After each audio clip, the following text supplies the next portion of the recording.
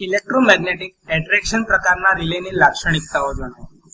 તો આ પ્રકારના રિલે ઉપયોગમાં વધારે લેવાય છે, તો એની લાક્ષણિકતાઓ વિશે થોડી જાણકારી હોવી જરૂરી છે. તો અત્યારે થોડા પોઈન્ટ એના ડિસ્કસ કરીશું.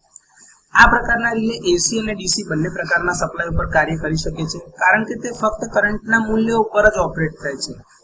આ પ્રકારના રિલે ઝડપી કાર્ય કરે છે, કારણ કે તેનું કોન્ટેક્ટનું ટ્રાવેલિંગ ડિસ્ટન્સ એટલે કે જે અંતર છે ખૂબ જ ઓછું છે.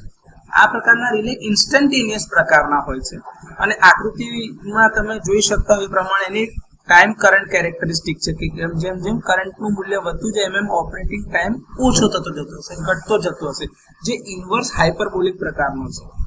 આ એસી સપ્લાય માટે રીસેટ ટુ પિકઅપ રેશિયો આ રિલેમાં 90 થી 95% છે, જ્યારે ડીસી રિલે માટે 60 થી 90% સુધીનો તફાવત છે.